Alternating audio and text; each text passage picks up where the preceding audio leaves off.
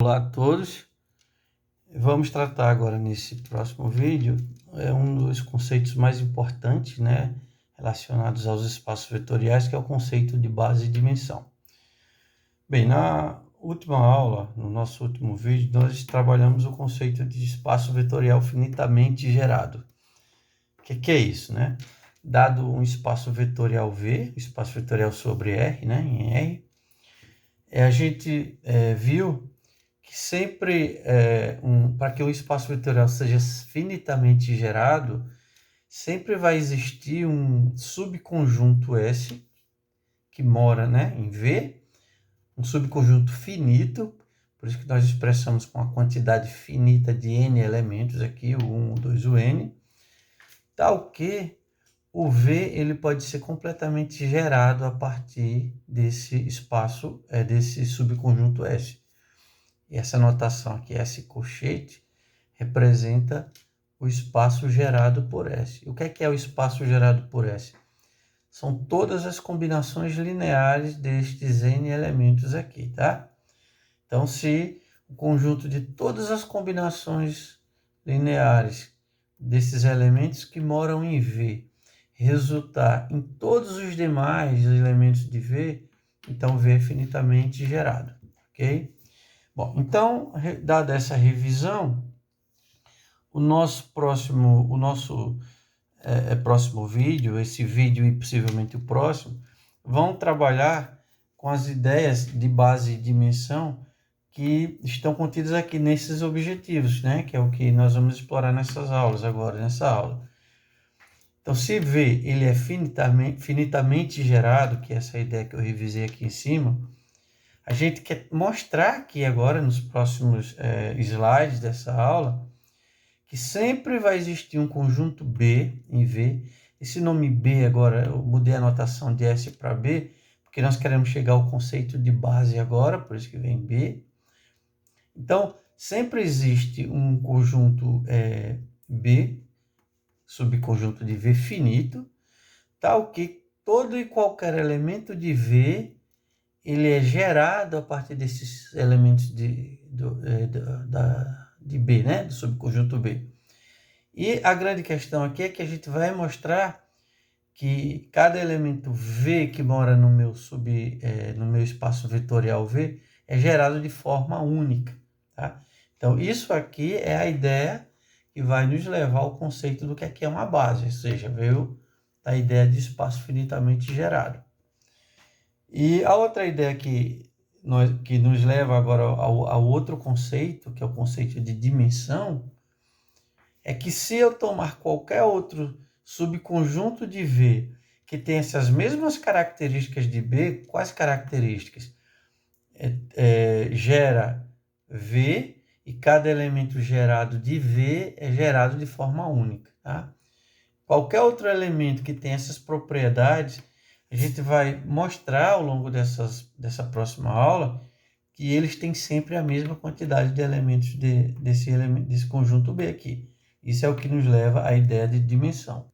Essas ideias podem ser, por exemplo, exploradas a partir de um exemplo que nós trabalhamos lá na geometria analítica, que são os vetores tridimensionais. Nós já vimos nos cursos de geometria que se eu pego um ponto do espaço do R3, o espaço de 3 dimensões, e associo ele a uma origem e coloco 3 eixos ortogonais aqui, a gente pode representar aqui todos os vetores do espaço. Como que a gente pode fazer isso?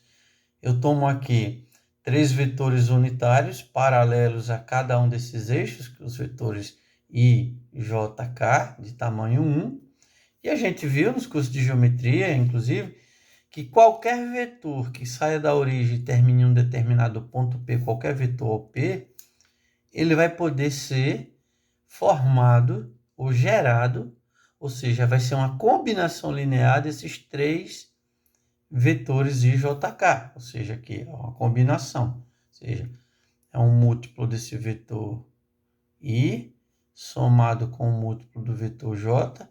Aqui está o resultado dessa soma desses 2 múltiplos, e a essa soma desses 2 múltiplos eu posso também somar um outro múltiplo do vetor K, que é o vetor, seria o vetor CJ, e o resultado dá o vetor P, tá? OP.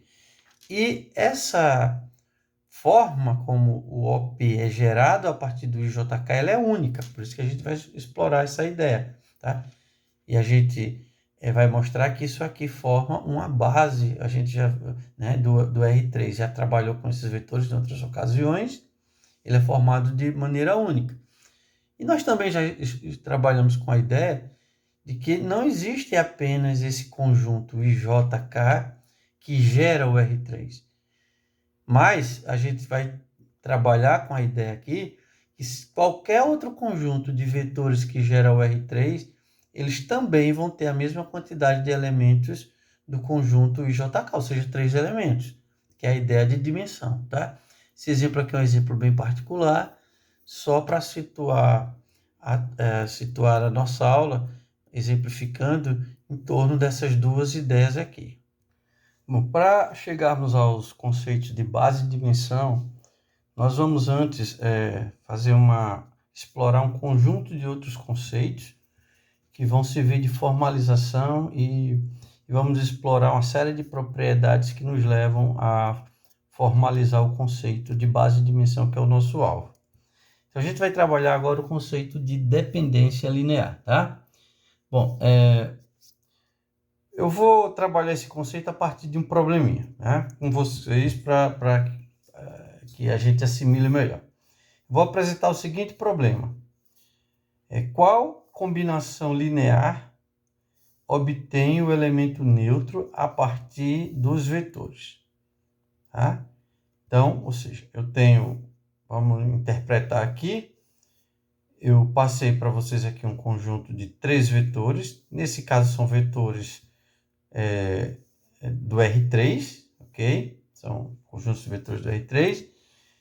E eu quero saber qual combinação linear aqui vai me permitir encontrar o elemento neutro.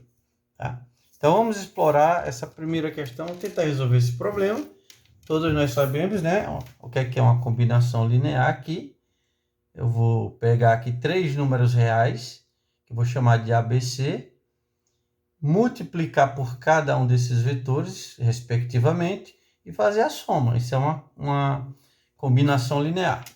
Então, vamos lá. A vezes 2, 1, 0, mais eu vou pegar um número real B, 1, 2, 0, e um número real C, e multiplicar por esse terceiro vetor. Vejam que o problema está querendo que eu obtenha o elemento neutro. O elemento neutro do R3 é o 0, 0, 0. Então, calculando aqui o primeiro membro dessa equação, a gente vai aplicando as operações de multiplicação e soma. Eu vou ter aqui, já vou multiplicar e somar direto, ok? Esse primeiro membro aqui. Então, vou multiplicar e somar o primeiro elemento de cada vetor. Então, vai ficar aqui 2A mais, no caso, menos B, mais C. É o primeiro elemento do vetor que resulta aqui. O segundo elemento do vetor resultante dessa operação vai ser A mais 2B mais C, ok? A mais 2B mais C. E o terceiro elemento do vetor vai ser 0, 0, 0. Somados dá 0. Isso tem que ser igual ao elemento neutro. E quando eu digo qual combinação eu obtenho, eu quero saber quem são quais os valores de A, B e C, né? Então, com isso aqui, a gente tem a igualdade vetorial, é só comparar a coordenada. Então, nós vamos montar aqui o sistema 2A menos B mais C, que é esse primeiro elemento, é igual ao primeiro daqui, que é o 0. O segundo elemento aqui, que é o A mais 2B mais o C, que dá o 0. Aqui. E o terceiro elemento dá uma identidade, 0 igual a 0, eu nem vou escrever, ok? Bom, se nós tentarmos resolver esse sistema ou por substituição ou escalonamento, de qualquer maneira, nós vamos ver que isso daqui trata-se de um sistema compatível, tá? e indeterminado, ou seja, ele tem infinitas soluções. Tá? Uma das soluções possíveis aqui é a solução 0, 0, 0. Tá? Se você substituir aqui o A pelo 0, o B pelo 0 e o C pelo 0, satisfaz. Tem uma infinidade de soluções. Outra solução aqui é o 3, o 1 menos 5. Tá? Só resolver por substituição e você pode testar uma infinidade de soluções para esse sistema. Vamos ver agora esse segundo conjunto de vetores, né? 2, 1, 0, menos 1, 2, 0, 1, 1. Eu quero saber como é que eu obtenho o elemento neutro a partir desses três. Obviamente com a combinação linear. Então, escrevendo aqui a combinação linear, já adiantei para vocês, eu escolho 3 números quaisquer, quer dizer, eu quero descobrir quais são esses números, né? Eu estou chamando de A, de B e de C, multiplico por cada elemento e somo. Eu quero que o resultado dê o elemento neutro. Então, calculando mais uma vez aqui o primeiro termo dessa equação, temos 2A mais menos B mais C, aqui é o primeiro elemento do vetor, depois que eu somo. A mais 2B mais C. E o terceiro elemento dá A vezes 0, 0, B vezes 0, 0, mais C vezes 1C igual a esse elemento aqui. Isso nos leva a esse sistema. Se eu quero descobrir quem são os valores de A, B e C, né? A igualdade aqui, comparando elemento a elemento, nos traz a esse sistema. E se você usar algum método de escalonamento ou substituição, ou outro método qualquer, a gente chega à conclusão que esse sistema ele é compatível, ele é determinado, ou seja, tem uma única solução, e a sua solução única é 0, 0, 0. Ok?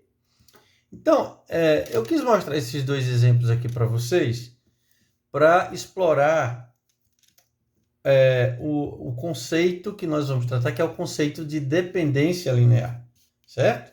Esse conceito ele está relacionado a esse problema. Como que eu obtenho o elemento neutro a partir de um conjunto finito de outros elementos, ou seja, a partir de combinações lineares destes elementos. Então, aqui está a formalização do que seja dependência linear. Vamos lá, vou ler aqui para a gente acompanhar e entender esse conceito que foi explorado aqui de forma muito... com dois exemplos muito específicos, né? Então, vamos lá. Seja V um espaço vetorial sobre R. Dizemos que um subconjunto L aqui, formado, é finito, né? O 1, o 2, o N, um subconjunto de V. Nós dizemos que ele é linearmente independente, então isso daqui é uma definição.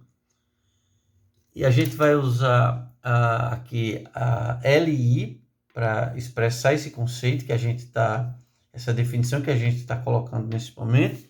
Então, nós dizemos que um subconjunto L finito de um espaço vetorial V, ele é LI, ou seja, linearmente independente, se e somente se uma igualdade do tipo, vamos ver que igualdade é essa, ó. Do lado esquerdo, nós temos uma combinação linear dos elementos de L, e do lado direito eu tenho o elemento neutro. Então, L é LI, ou seja, linearmente independente, se somente se eu obtenho o elemento neutro, obviamente que esses alfas aqui são reais, apenas, isso é possível obter essa combinação, obter o elemento neutro apenas para o caso de esses coeficientes serem todos iguais a zero. Tá? Então, resumindo, nós dizemos que um conjunto L ele é linearmente independente se o único jeito de eu obter o elemento neutro a partir desses elementos é fazendo uma combinação linear onde todos os coeficientes aqui são zero. Tá? Foi o caso da do nosso exemplo B aqui, ó.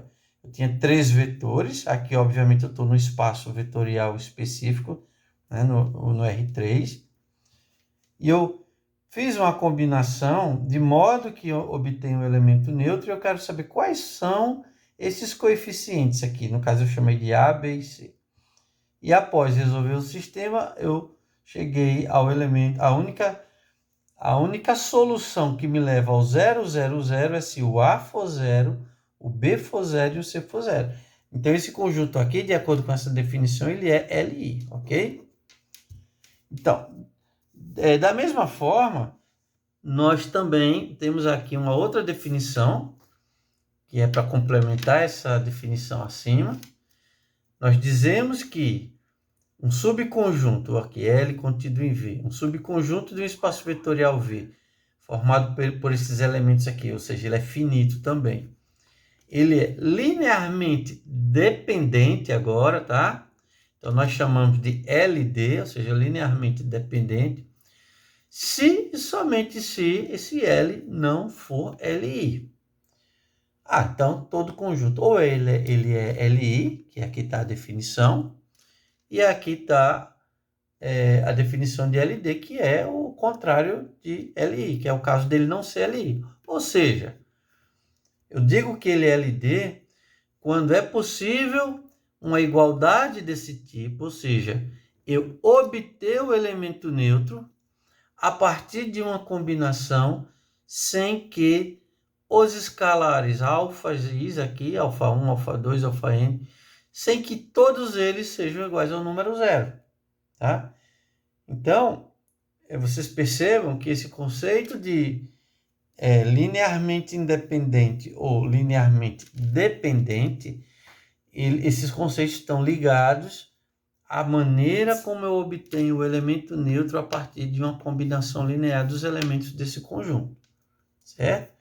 Então, quando eu faço uma combinação linear dos elementos de um determinado conjunto L, e eu obtenho o elemento neutro sem precisar, né, de maneira que algum elemento não seja zero, se eu tiver essa opção, então ele é LD. Vocês percebam que é o seguinte, vamos aqui nesse exemplo, fica mais... Esses 3 conjuntos, se eu pegar o A sendo 0, o B sendo 0 e o C sendo 0, né, de cara eu posso achar que ele é LI, porque os 3 elementos são 0. Mas essa não é a única forma, tá ok? Eu tenho outras formas também. Se eu multiplicar aqui por 3, por 1 e aqui por menos 5, eu também o obtenho. Então, ele só é LI quando a solução, quando os coeficientes é 0, todos iguais a 0, for a única forma de eu obter. Então, é o caso aqui na letra B. Da letra A, nós temos aqui um conjunto linearmente dependente, LD. Ok? Pessoal, em álgebra linear vai acontecer muito isso. A gente está partindo de um conceito, mas a gente vai ver futuramente que esses conceitos levam a propriedades bastante importantes na estrutura do conjunto, tá? Sempre que um conjunto ele é LI ou ele é LD, isso muda completamente a estrutura, a forma como a gente pode trabalhar com esses elementos, ok? Então, a partir daqui, a gente vai poder explorar uma série de propriedades importantes para nos levar aos conceitos de base e explorar também a ideia das dimensões do conjunto. Vamos ver aqui mais alguns exemplos de conjuntos de dependência linear, ver se esses conjuntos são LI ou LD. Esse exemplo aqui, olha, diga se o conjunto, aqui entre aspas, formado pelos elementos 1, o segundo elemento desse conjunto é x menos 1, o terceiro elemento é o x ao quadrado mais 2x mais 1, e o quarto elemento é x ao quadrado. Ou seja, são 4 elementos, é um conjunto finito, e é um subconjunto dos polinômios de grau 4, tá ok? Obviamente, os polinômios de grau 4, a variável, que aqui está sendo representada pelo x, pode ir até o grau 4. Pois bem, o que é um conjunto LI? A gente acabou de ver no slide anterior que eu tenho que pegar esses elementos, aqui está representando o meu 1, o meu 2, o meu 3 e o meu 4. Aliás, o 3 é esse aqui, o 4 é x ao quadrado. Então, o que é que eu tenho que fazer? Eu tenho que fazer uma combinação linear desses elementos e tentar encontrar o elemento neutro dos polinômios, tá ok? Então, como eu tenho 4 elementos, eu vou pegar 4 coeficientes reais, que eu estou chamando de A, B e C, e multiplicar pelos meus polinômios. Então, A vezes o polinômio de grau 0, 1, mais o B vezes o polinômio de grau 1, x menos 1, ó, B vezes x menos 1, mais o C vezes esse polinômio aqui, x ao quadrado mais 2x mais 1, ó, mais o D vezes o x. E eu tenho que igualar ele ao polinômio de grau 0, tá? Só lembrando que o polinômio de grau 0, a gente escreve ele 0 porque, na verdade, ele dá 0 mesmo.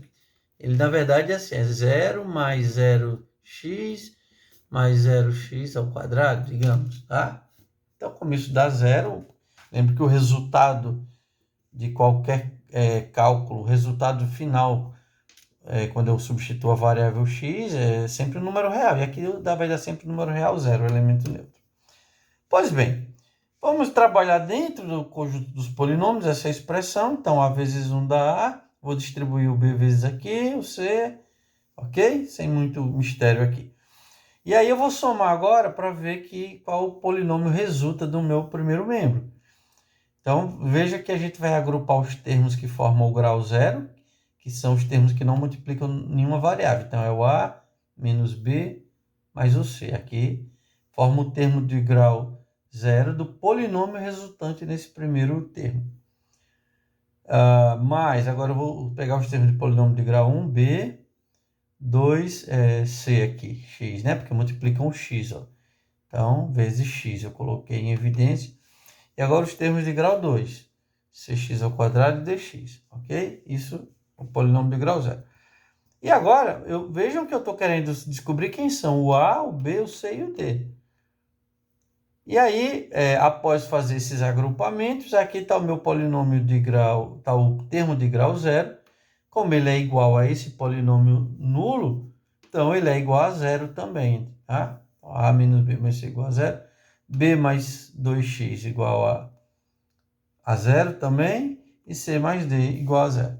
Bom, obviamente que esse sistema, se você for tentar, mais uma vez, escalonar, ou for tentar trabalhar por algum método de substituição, a gente vai chegar a essa conclusão que esse sistema ele é compatível, ou seja, tem solução, mas ele é indeterminado, tá? Tem muitas soluções, inclusive a solução 0, 0, 0. Então, em decorrência disso, a gente conclui que este conjunto ele é LD, ou seja, ele não é LI, ok?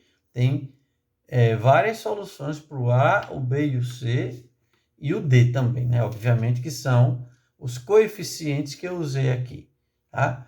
Então, quando eu faço a combinação linear A vezes 1 mais B vezes o 2 mais C vezes o 3 mais D vezes o 4, que dá o elemento neutro, é possível obter o elemento neutro sem que o A, o B, o C e o D sejam todos zero. Vamos trabalhar aqui mais um exemplo para ajudar vocês a entenderem esse conceito. Mostre, só uma observação, o exemplo anterior foi em cima do espaço vetorial dos polinômios. Esse exemplo aqui vai ser em cima de um espaço vetorial qualquer, mais genérico aqui, tá? Mostre que se o conjunto formado por 3 elementos aqui, quaisquer, U, V e W, de vetores de um espaço vetorial V, for LI, então o conjunto formado por esses 3 elementos aqui, ó, U mais V, que são esse U e esse V, U mais W e V mais W, ele também será LI. Então é importante, antes de a gente começar a trabalhar o problema, a gente entender, interpretar, a gente procurar buscar em qual espaço vetorial eu estou trabalhando, qual a cara dos elementos, enfim, todas as informações.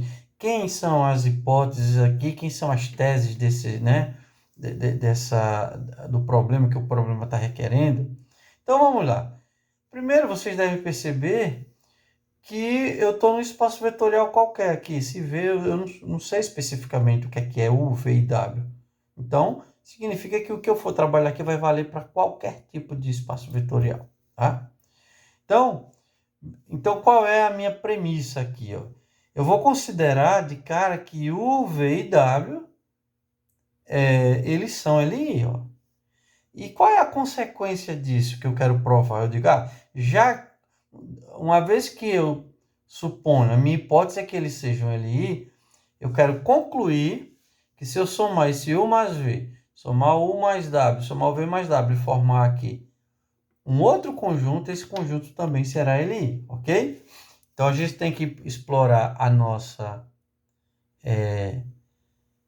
hipótese aqui para chegar à nossa tese.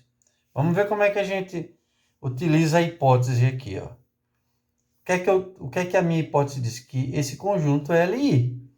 O que é que significa isso? Que se eu fizer uma combinação linear desses três elementos, ó, o conceito de LI é isso.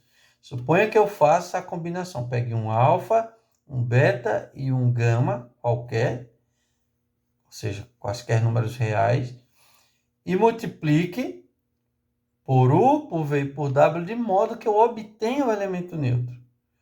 Então, a minha hipótese está dizendo que obrigatoriamente esse alfa, esse beta e esse gama são o número real zero. Ok? Por quê? Porque a minha hipótese vem até aqui, ou seja, LI. A única forma de eu obter essa combinação linear para obter o elemento neutro é os meus três coeficientes valendo zero.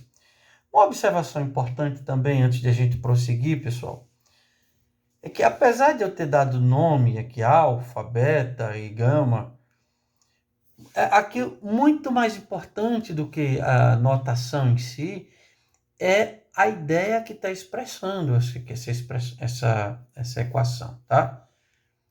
O que é que a gente está querendo dizer aqui?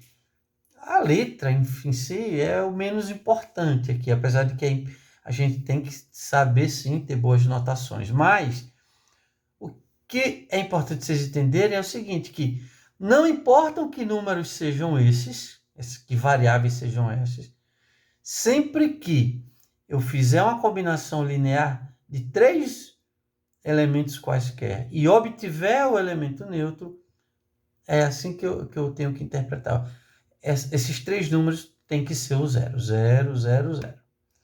Dito isto, vamos então, a partir dessa hipótese, tentar chegar aqui à nossa conclusão. O que é que a gente está querendo dizer? Eu quero chegar à conclusão de que esses três elementos, U mais V, U mais W e V mais W, também é LI.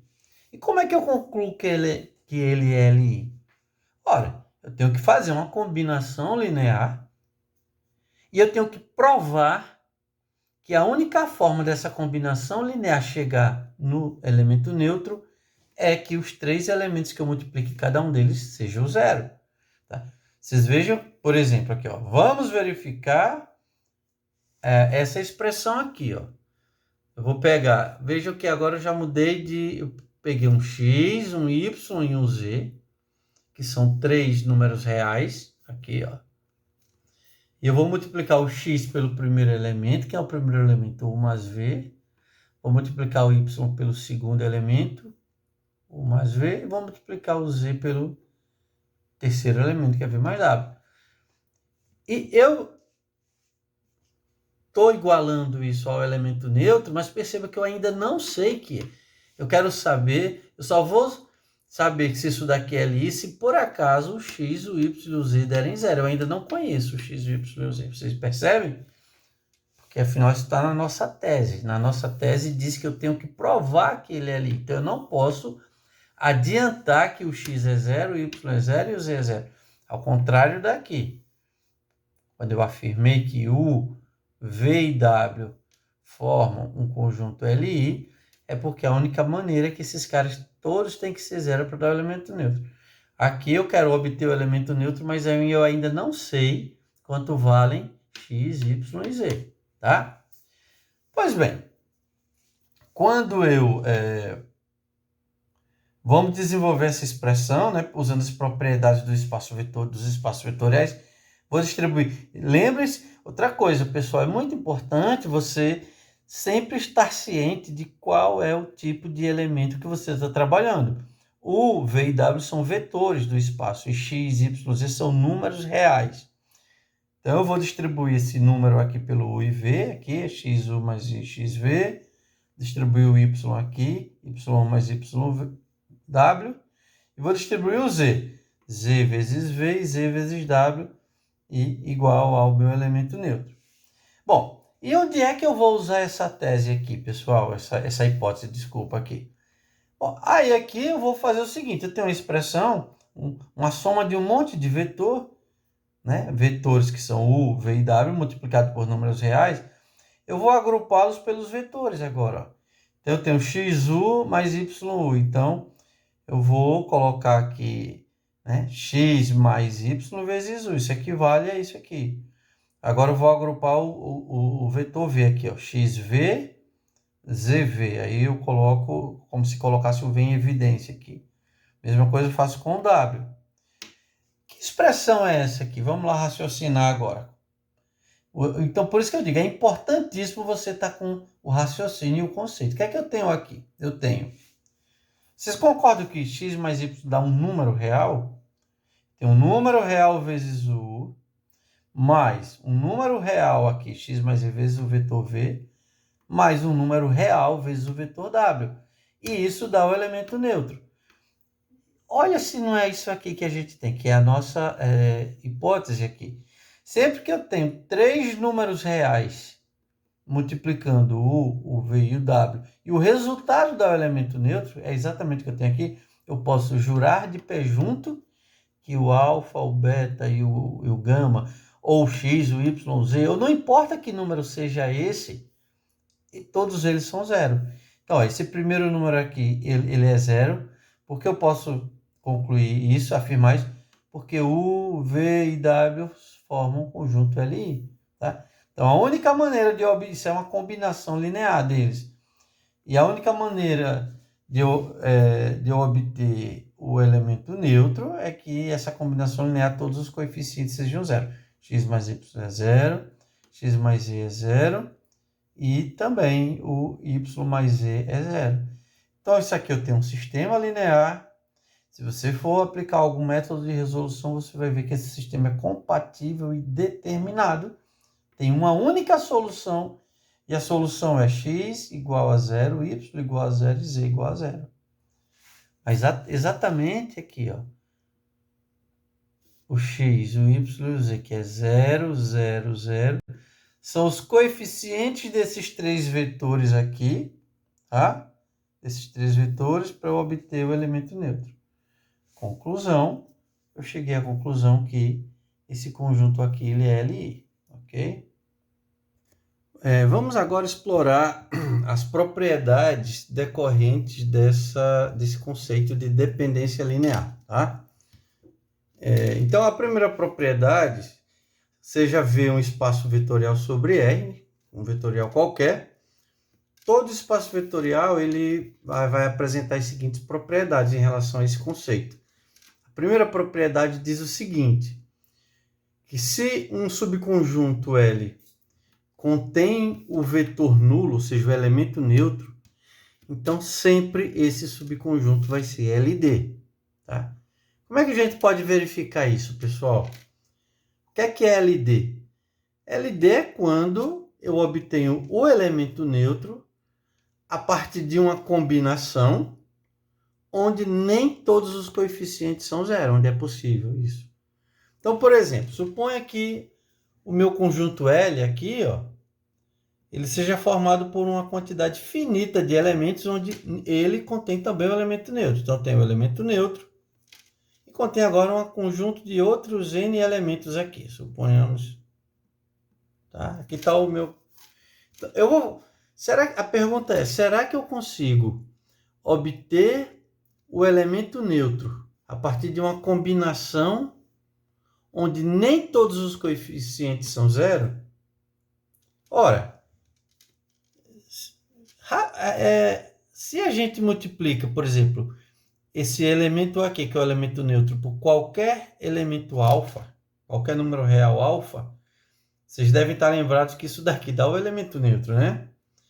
Logo, mesmo que eu zere todo mundo aqui, ó, agora, veja só. Aqui é uma prova assim mais direta, sem precisar a gente chegar a alguns resultados. Eu estou usando o conceito na mão. E eu quero que isso aqui dê o elemento neutro. Tá? Ó, estou pegando a combinação linear e estou querendo que dê o elemento neutro. Obviamente que aqui vai dar o elemento neutro, porque esse número é zero. Suponha que eu multipliquei todo mundo aqui pelo zero. Então, mesmo que se eu tiver esse alfa diferente de zero, isso vai dar o elemento neutro, concorda? Que vai dar o elemento neutro, elemento neutro, elemento neutro. E aqui também dá o elemento neutro. Então, a conclusão, L é LD. Por quê? Porque é possível eu obter uma combinação linear desses elementos onde nem todo mundo, nem todos os coeficientes são zero, ok? Já essa propriedade 2 aqui, considera agora que eu vou pegar um conjunto, um subconjunto S de V unitário, ok? Ó, S é formado por um único elemento que não é o elemento neutro. Então, ela diz que esse conjunto S é obrigatoriamente, inevitavelmente, linearmente independente, LI, ok? Como é que a gente mostra isso? Usando o conceito. O que é que a gente faz?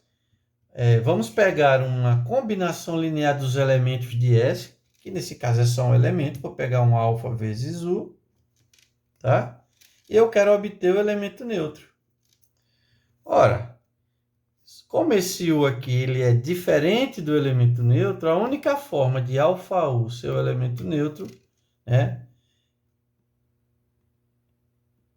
A gente pode concluir assim, ó, como U é diferente do elemento neutro, então, obrigatoriamente, esse alfa tem que ser igual ao elemento neutro. Logo, SLI, linearmente independente, ou seja, quando eu faço uma combinações lineares dos elementos de S, que no caso é um único elemento, para dar o elemento neutro, a única forma é quando o coeficiente é igual a zero. A propriedade 3 nos diz o seguinte: se S é um subconjunto de V formado pelos elementos 1, o 2, o N, é LD, tá? Então, estejamos atentos ao conceito de LD.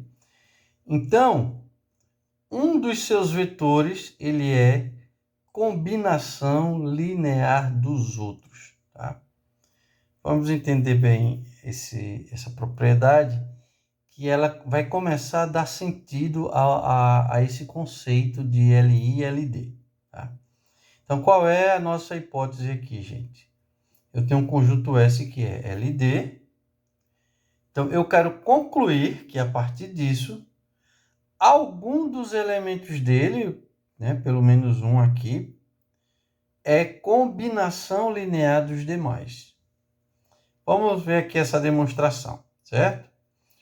Bom, vamos usar a primeira hipótese. O que é que significa SCLD? Tudo envolve combinação linear. Significa que se eu pego uma combinação linear desses elementos aqui, eu estou pegando alfa 1, 1, mais alfa 2, o 2, mais alfa n, o n, onde esse alfa 1, alfa 2, alfa n são números reais, e eu quero saber como é que eu obtenho o elemento neutro. Como ele é LD, isso significa que algum desses alfas aqui, pelo menos um, né, ele é diferente de zero. Tá? Isso eu não estou provando nada ainda, estou apenas usando a minha hipótese aqui. Sem perda de generalidade, a gente pode considerar, por exemplo, que é esse alfa 1. Tá? Eu poderia considerar que é o alfa 2, que é um alfa i qualquer. Aí o raciocínio para a demonstração é o mesmo, tá? Então vamos supor que o alfa 1 seja diferente de zero. Isso é consequência direta da minha hipótese. Ora, todo número real que é diferente de zero, ele tem um inverso, né? Que é, eu pego esse número elevado a menos 1, ou 1 dividido por αi, por exemplo. Então, seja αi menos 1, o inverso do αi. E aí eu vou pegar esse número aqui, ó, e vou multiplicar por toda essa equação aqui. Tá? Vocês vão entender, isso é uma estratégia muito recorrente em álgebra, quando a gente quer eliminar ou simplificar o coeficiente de um número, transformar ele em 1. Tá? Então, quando eu multiplico esse αi a menos 1 por todo mundo, o que é que vai acontecer? Αi a menos 1 vezes α1 dá 1, aí fica só o i, mais aqui αi a menos 1, ele multiplicando o α2, multiplica aqui o α3, α4 até o αn. Quando eu multiplico ele pelo elemento neutro, pelo vetor nulo, continua o elemento neutro.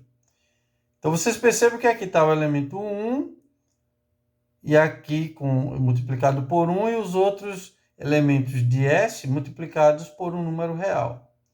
Bom, e agora eu vou, usando as propriedades dos espaços vetoriais, eu posso reescrever essa expressão desse tipo, deixar aqui o 1 desse lado, e do outro lado fica, né, os opostos desses números, menos i, α1 menos 1, α2, o 2, mais aqui menos, né, todo mundo. É como se eu estivesse jogando para o outro lado. No fundo, eu estou somando os opostos a ambos os membros dessa equação. Agora, repara bem para aqui, pessoal. Olha só, o 1 é igual ao 2 vezes um número, mais o 3 vezes um número, mais o 4 vezes um número, mais o n vezes um número. Ou seja, o 1 é uma combinação linear dos outros elementos. Ok? Justamente o 1 porque foi o vetor que eu escolhi, que eu supus que o coeficiente não era zero, né? Você perceba que quando a gente considera aqui o conjunto S é LD, eu estou supondo que alguém aqui não é zero, que podem existir. Pode ser mais de um. Eu escolhi alguém cujo coeficiente não é zero, porque pela minha hipótese existe, e esse alguém cujo coeficiente não é zero, ele sempre vai ser combinação linear dos outros. Tá? Isso aqui, já adiantando para vocês, tá na essência. É como se eu estivesse dizendo o seguinte: olha, tem gente aqui dentro, algum elemento depende dos outros. Quando eu escrevo um elemento daqui como combinação linear dos outros, isso daqui é porque ele depende dos outros. Daí vem o nome dizendo dependência linear, ou seja, ele é linearmente dependente. Tá? A gente vai, ao longo que for amadurecendo esse conceito, você vai entender que quando um conjunto é LI, nenhum elemento pode ser escrito como combinação dos outros. Todos são independentes entre si. Quando um conjunto é LD, é porque algum deles depende dos outros. Ou seja, em que sentido depende? Depende linearmente, significa que ele pode ser escrito como uma combinação dos outros. Propriedade 4. Vamos lá. Se S1 e S2 são subconjuntos finitos e não vazios de V, e se S1 está contido em S2, e S1 é LD. Vocês percebam que tem uma sequência de hipóteses aqui. Né? A primeira é que esses S1 e S2 são finitos, não vazios, morando em V. A outra hipótese é que o S1 está morando também dentro do S2. A outra hipótese é que S1 é LD. E qual é a conclusão que a gente quer chegar? Que nesse caso o S2 também ele é LD, linearmente independente. Esse esquema aqui mostra uma ideia do que essa propriedade quer expressar, né? eu tenho aqui o S2 que está dentro do V, e o S1 também está dentro do V, mas está dentro do S2. Então, se eu tiver certeza que esse conjunto S1 ele é linearmente independente, então qualquer conjunto que contenha ele também é linearmente independente. Tá? É isso que significa. Vamos à demonstração dessa propriedade. Bom, suponha que o nosso conjunto SU, como ele é finito, ele seja formado por R elementos, né? Que eu vou chamar de U1, U2, reticências até o R. E seguindo aqui as nossas hipóteses, o S2 ele tem que conter todos esses elementos. Então, percebo que ele tem do U1 até o R, já que ele contém o S1. E ele contém outros elementos, também finito, né? Tem mais alguns elementos. Aí vai ter um elemento que vai ser o R mais 1, o R mais 2, até um determinado UT, ok? Bom, eu estou usando essa hipótese aqui para usar essa notação para os conjuntos. E agora, usando essa hipótese que diz que o S1 é LD, o que é que isso significa? Que eu posso ter combinações lineares desses elementos, aqui, ó, alfa1, U1, mais alfa2, 2, mais alfa-n, UN, obtendo o elemento neutro para algum alfa i desses diferente de zero. Ou seja, nem todos alfas desses são iguais a zero, já que S1 é LD, certo? Bom, e veja onde é que eu quero chegar. Eu quero chegar na conclusão que LD também, que S2 também é LD. Então, eu também quero escrever uma combinação linear com esses elementos, encontrando o elemento neutro, ou vetor nulo, sem que todos os coeficientes aqui sejam nulos. É isso que eu quero chegar, concordam? Então, eu vou partir das minhas premissas. Olha o seguinte, veja que aqui eu tenho uma equação que envolve apenas alguns elementos do S2, ó, porque essa equação aqui veio do S1, mas esses elementos também moram no S2. Mas aí vocês percebem que eu posso reescrever essa equação. Olha, a mesma equação pode ser escrita da seguinte forma. Eu escrevo todos os termos aqui, todos os múltiplos até o R. E vocês percebam que eu posso acrescentar agora o R1, o R2 até o T aqui, multiplicados pelo zero. Isso dá exatamente a mesma equação, obviamente, porque esse aqui dá o elemento neutro.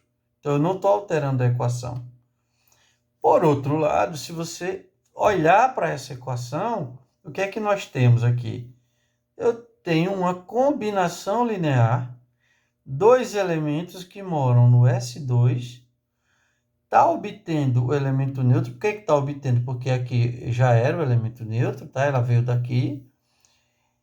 E algum elemento aqui é diferente de zero, porque, olha, eu já tinha, na minha premissa, na minha hipótese, dito que tem algum.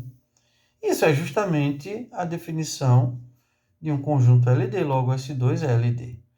Então, vocês percebam que numa demonstração em álgebra, não fiquem, muitas vezes a gente não precisa ficar tão preocupado com a conta, com a propriedade. A gente está usando mais o conceito, mais o raciocínio o tempo inteiro. Tá? A demonstração dessa propriedade foi feita toda em cima de raciocínio. Óbvio que eu estou usando uma notação adequada, conveniente, porém o forte dessa demonstração está mais na argumentação, no conceito, no domínio do conceito e das ideias, do que mesmo na conta algébrica propriamente dita, ok? A propriedade 5, vamos ler a propriedade 5, ela nos diz o seguinte, que se S1 e S2 são subconjuntos finitos e não vazios de V, agora com S1 contido em S2, né, exemplo da propriedade 4, mas agora nós temos que o S2 é LI, ou seja, o conjunto, digamos, maior, né, que é LI. A propriedade 4 dizia que o S1, que era o menor conjunto, era LD, mas agora diz que o S2 é LI. Então, como consequência, nós temos que o menor conjunto, que é o LI, que é o SI, também é LI. Esquematicamente, seria essa situação aqui, né? O S2 ele é LI, então, inevitavelmente, tudo que está dentro dele também será LI. Vamos demonstrar essa propriedade. Bom, a gente pode provar também, partindo das nossas hipóteses aqui, exemplo do que foi feito na propriedade 4, que diz o seguinte, que o S2 é LI. Então, eu posso tomar a notação, exemplo aqui, ó. Eu posso tomar notações semelhantes e partir do S2 aqui, usando o conceito de LI, para chegar à conclusão que o S1 também é LI. Mas eu vou usar uma argumentação, uma prova um pouco diferente para variar aqui, que é o que a gente chama prova por contradição. O que é uma prova por contradição? A gente nega a nossa tese, tá? Por exemplo, quem é a tese aqui? A tese é onde eu quero chegar. Eu quero provar que o S1 também é LI. Então, eu nego a minha tese. O que é que significa negar a tese nesse caso? É dizer que o SI é LD, tá? Se ele não é LI, é porque ele é LD. E aí, quando você nega a tese, se você inevitavelmente tiver que contradizer a hipótese, é porque isso é o que se chama de prova por contradição, tá? Porque a hipótese ela é sagrada, a gente tem que considerar que ela é verdadeira. Quem são as nossas hipóteses aqui? O S1 está contido no S2 e o S2 é LI. Isso aqui, em nenhum momento eu posso negar que ela é verdadeira.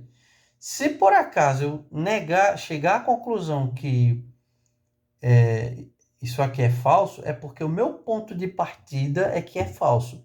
E quem é o meu ponto de partida na prova por contradição? Meu ponto de partida é a negação da minha tese. Então, como é que seria isso aqui? A gente suponha que S1 é LD, certo? Esse conjunto menor. Bom, mas o que é que a propriedade 4 nos disse? Que se o conjunto menor for LD, né? Isso aqui implica, né, que o S2 também é LD. Isso daqui pela propriedade 4, pela P4. Ó. Isso aqui é uma contradição. Contradição de onde, gente? Eu estou contradizendo a minha tese, a minha hipótese, desculpe. Tá? Ou seja, quando eu chego numa contradição da hipótese, é porque eu não posso partir daqui, ó. Logo, S1 não pode ser LD, tá? S1, a única conclusão que eu chego é que S1 é LI. Logo, S1 é LI também. Normalmente a gente usa provas por contradição quando a gente já tem alguns resultados que a gente sabe que são verdades e a gente pode se dar o luxo de ir negando. Quando você não sabe muita coisa, o melhor é você ir desenvolvendo mesmo, como a gente fez na prova anterior. Propriedade 6. Se S é um conjunto LI, né, formado por um UN, e para um certo U, lá do meu espaço vetorial V, nós tivermos o seguinte conjunto, S união com esse novo elemento U de V. Então, vamos entender até aqui. Eu tinha um S, um conjunto formado por uma quantidade de N elementos. Eu fui lá e trouxe mais um elemento de V e juntei com o meu S original e formei um novo conjunto, que são todos os elementos de S, no caso é um conjunto LI, e joguei esse U e formei um novo conjunto, ok? E aí, agora, esse novo conjunto passou a ser LD. Isso é a minha hipótese até aqui. A minha tese, ou seja, o que eu quero provar, onde eu quero chegar, então, o vetor U, ele é combinação linear dos vetores o 1, o n, tá? Ou seja, eu tinha antes um conjunto LI, quando eu joguei um outro elemento, ele passou a ser LD. Então, eu posso concluir que esse novo elemento que transformou meu conjunto de LI para LD é porque ele é combinação linear dos demais elementos, ou seja, ele é gerado a partir dos elementos originais iniciais de S, tá? Essa propriedade, assim, de certa forma, é uma extensão da propriedade 3, tá? Porque se o U fosse LI, se ele tivesse mantido o conjunto LI, por acaso, significa que ele era independente dos outros, ele não poderia ser combinação. Mas no momento que eu joguei e ele se transformou em LD, é porque inevitavelmente ele vai passar a ser combinação dos demais, ou seja, os outros vão gerar ele.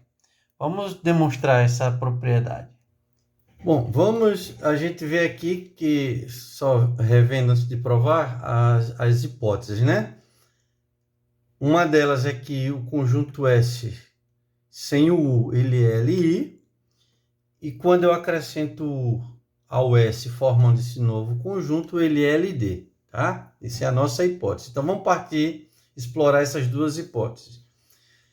Como esse conjunto aqui, o 1, o N, quando eu acrescento o LD, usando a definição de LD, nós temos que qualquer combinação linear, olha, o alfa1, U mais alfa N, o N, mais alfa, perceba que eu estou incluindo o U aqui na combinação linear.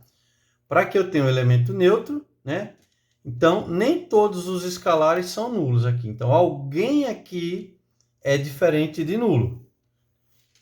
E aí, o que a gente vai verificar é que dentre os elementos que não são nulos, obrigatoriamente o alfa, que foi o cara que chegou aqui depois nessa história, chegou aqui de gaiato nessa história, foi ele que foi acrescentado ao S, a gente vai ter que vai mostrar que ele é um dos elementos que não podem ser nulos, tá?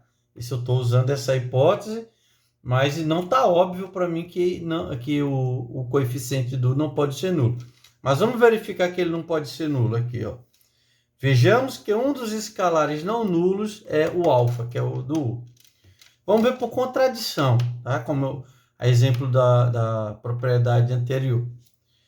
Se esse alfa for nulo, o que é que vai acontecer com essa equação, pessoal? Aqui, ó. Se ele for nulo, eu posso simplesmente isso daqui dar o elemento neutro. Essa expressão passaria a ser desse tipo aqui, ok?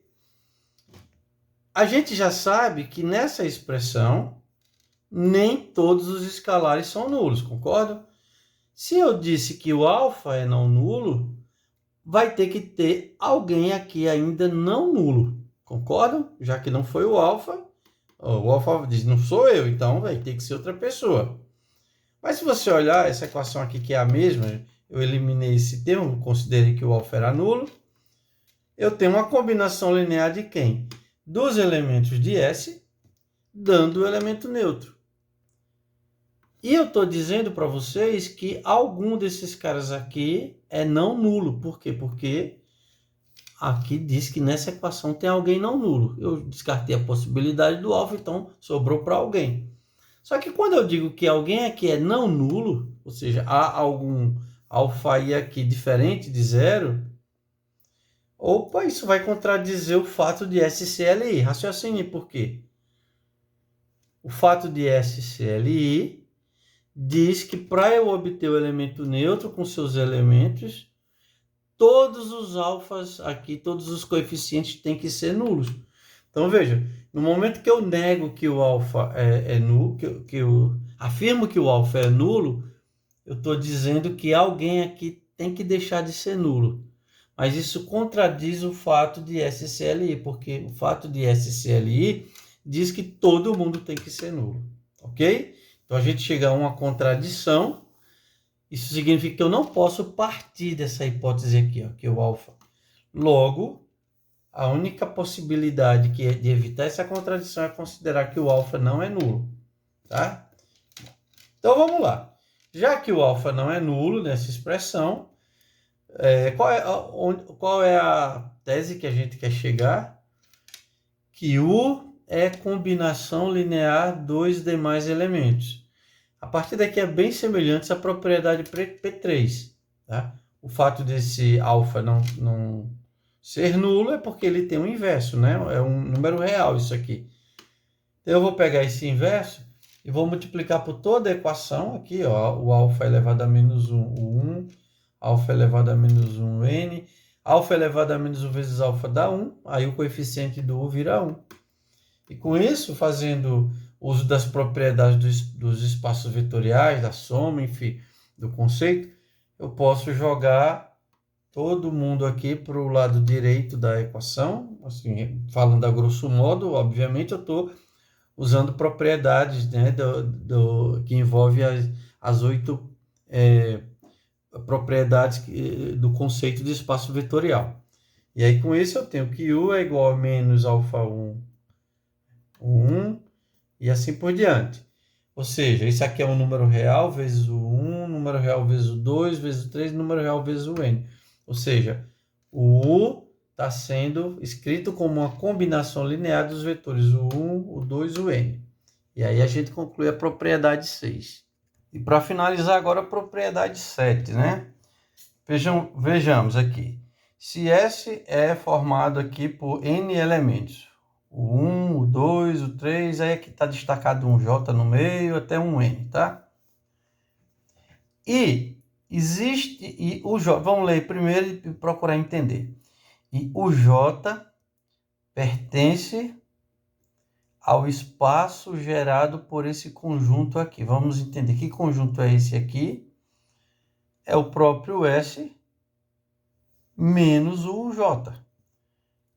E aí, o J pertence ao espaço gerado por esse conjunto menos ele. O que é que isso significa, pessoal? No momento que eu tirei o J daqui, imagina, e eu gerei um espaço, o que é que significa o espaço gerado por S? São as combinações lineares de S, concorda? O espaço gerado por S menos o J, né? Vamos imaginar isso aqui sem o J, são as combinações lineares. Em outras palavras, o que é que eu estou dizendo?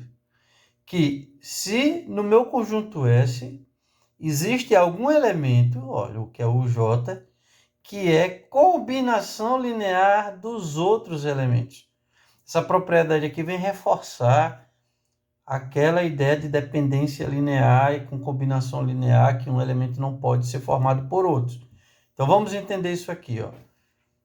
Eu estou dizendo que essa notação até essa parte aqui, onde eu estou apontando, indica que o meu conjunto S é formado por uma quantidade finita de elementos. Existe um elemento que é o J, que é combinação linear dos outros elementos, excluindo ele, obviamente, né? Ou seja, o J é combinação linear dos demais vetores de S.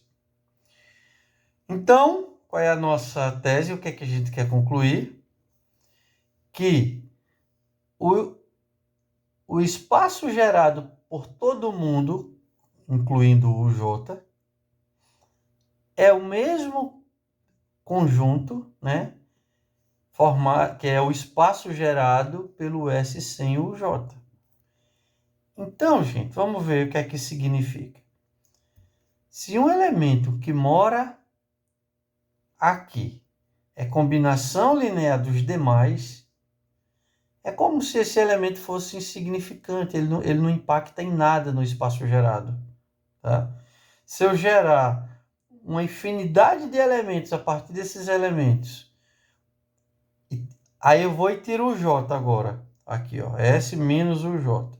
E aí eu formei agora todos os elementos. Não influenciou e não contribuiu em nada. Simplesmente porque o J já dependia dos demais, tá?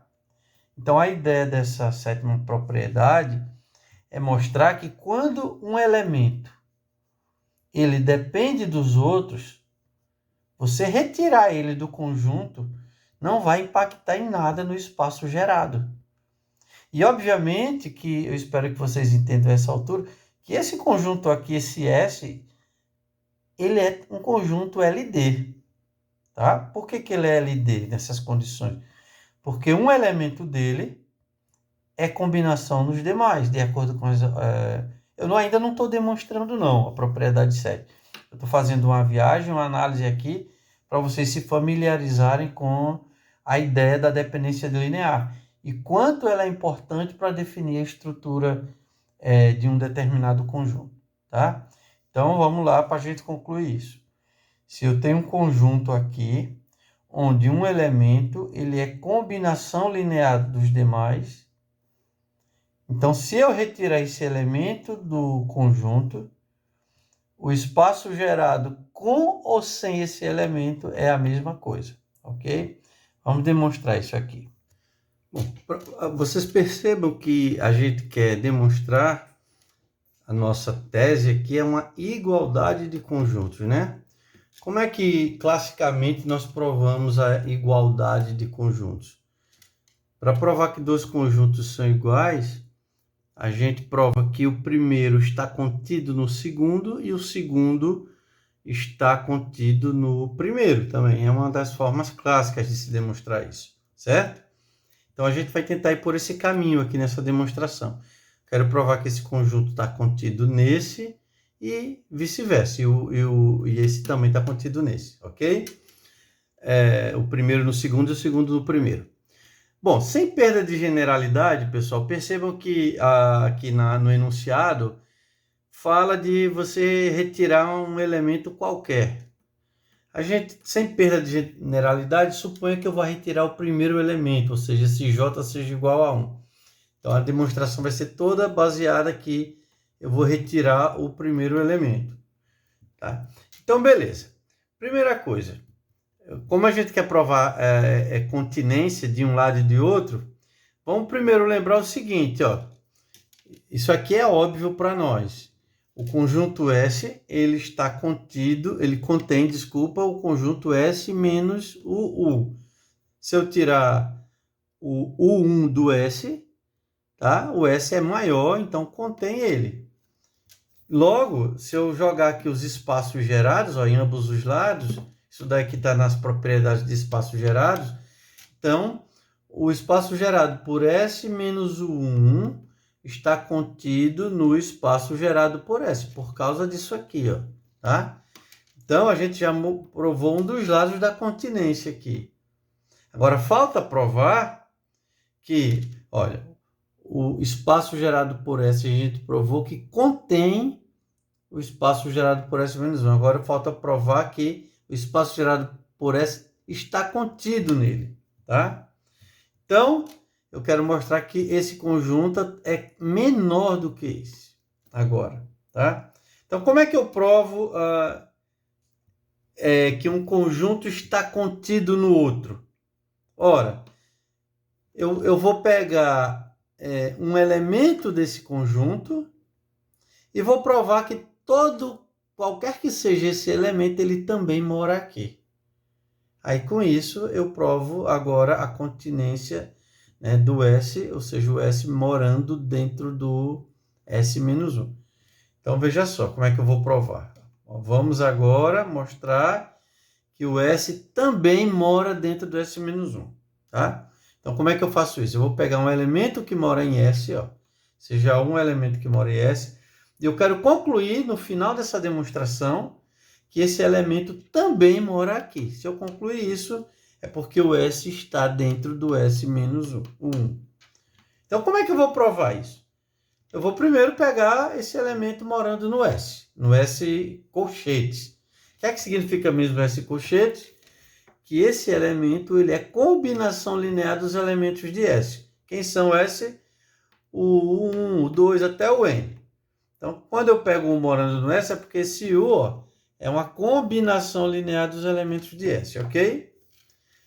Bom, agora tem um detalhe nessa história.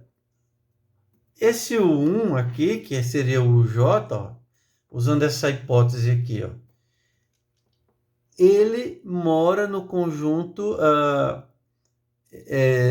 gerado do S menos ele próprio. O J mora no conjunto, ele é gerado pelo S, né? Quando eu tirei ele de dentro do S e gerei, tem uma combinação linear que gera ele. Então, ó, o 1 pertence a esse conjunto. E que conjunto é esse? Na verdade, na prática, esse S menos o 1 seria o U2, o U3 até o N. Eu só excluo o 1. E o conjunto gerado é uma combinação linear. Então, veja só, eu vou pegar o U2, o U3 até o N. Como o 1 pertence ao espaço gerado, o 1 é uma combinação linear desses elementos, que são o 2, o 3 e o n. Ok?